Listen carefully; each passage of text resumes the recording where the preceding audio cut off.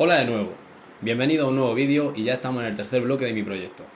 En este vídeo y en el siguiente voy a comentar las conclusiones que he obtenido de la entrevista y además algunas de ellas las contrastaré con informes de la OIT mayoritariamente y alguno que otro de la ONU.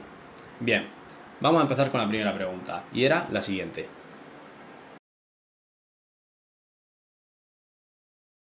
El objetivo de esta pregunta era básicamente ver qué opiniones podía sacar sobre cómo ha influido el COVID-19 en la educación académica de los estudiantes. Y en esto prácticamente todos coinciden, ya que la mayoría de las respuestas han sido que sí. En este caso, creo que no hacía falta buscar información en ninguna fuente, ya que considero que nadie mejor que los estudiantes sabemos cómo ha repercutido esta pandemia en nuestros estudios. Bueno, ¿y cómo ha repercutido el COVID-19 en nuestra educación? Yo voy a resaltar 5 aspectos. En primer lugar, cierre de centros de enseñanza, universidades e instituciones de educación. Claro, esto es algo que nunca antes habíamos vivido y cambiar toda la metodología de impartir las clases pues no estaría fácil. Pero seamos positivos, antes solo 1 de cada 5 centros ofrecía cursos en línea. Ahora con el COVID-19 todo se ha digitalizado y en este aspecto considero que hemos prosperado gracias al confinamiento.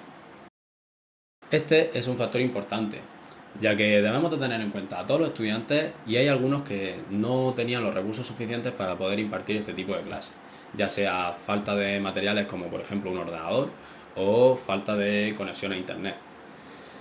Aunque finalmente consiguieran los materiales necesarios para impartir las clases, es un factor que no podemos dejar pasar porque de alguna manera ha influido. Tampoco es menos cierto que sobre todo a los profesores más tradicionales les haya costado adaptarse a esta educación online y por lo tanto les haya costado mucho más impartir sus clases. Pero viendo la parte positiva de esto, estos profesores ya han conseguido dar ese paso para adentrarse en la era digital que tanto les ha costado dar. Muchos estudiantes, y yo me incluyo en este grupo, estamos de acuerdo en que al vernos en una situación tan surrealista como la de encontrarnos encerrados por culpa de un virus, algo que hasta ahora solo pasaba en las películas, y al tener que retrasar todos los calendarios académicos, pues nos hemos visto al final con muchas entregas de trabajo y muchos exámenes. Y esto considero que ha repercutido en nuestro rendimiento académico. Muchos estudiantes y profesores han tenido personas cercanas contagiadas por el COVID-19 e incluso han podido sufrir pérdidas de personas queridas y esto ha repercutido tanto en la vida privada, en la social, como en la académica.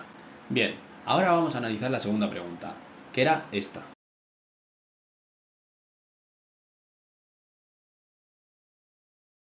El objetivo de esta pregunta era ver si los jóvenes realmente eran conscientes de su situación laboral, derivada de esta crisis de COVID-19.